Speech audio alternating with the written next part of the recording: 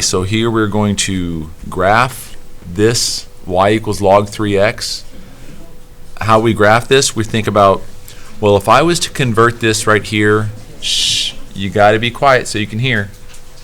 If I was to convert this into exponential, it would look like 3 to the y equals x.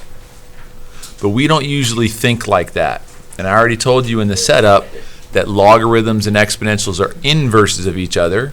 So why don't I just take the inverse of this? What would the inverse of this be? It'd be 3 to the x equals y. Why don't I just take that inverse and then figure out, make a little table of values? So that's what I'm going to do right now. Let's just figure out what is from this function. If I put in, let's work from the bottom up. If I put in 3 squared, what does that equal, boys and girls? 9. Say it out loud, 9. How about 3 to the first power? 3, good. How about 3 to the 0 power? 1.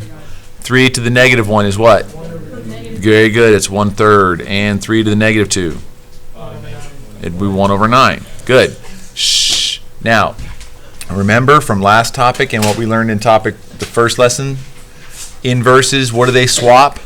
Does anybody remember what they swap? X and y. In other words, they swap domain and range. So since we did the inverse right here, we have to go back. Let's swap the x and y. Let's swap the domain and range.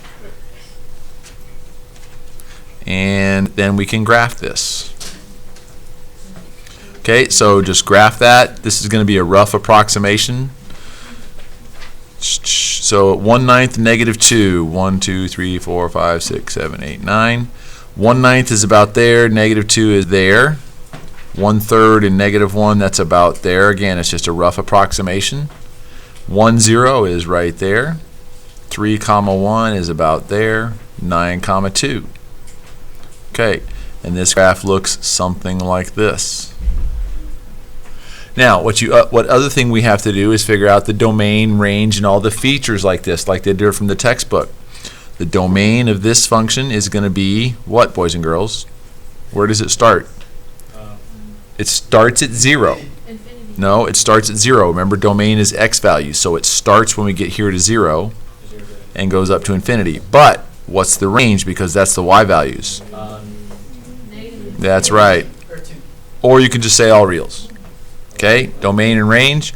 So this one doesn't have a y-intercept, but it does have an x-intercept. What's the x-intercept? Yeah, it's at 1. All right. How about, what's the other thing they say on there? What is the asymptote for this function? The asymptote now is the x equals 0 line. Last thing, this is kind of different. The end behavior, as I go closer and closer to 0, what is the left end behavior? Down, and as I go this way, what's the right end behavior? Okay, that's the end of the video.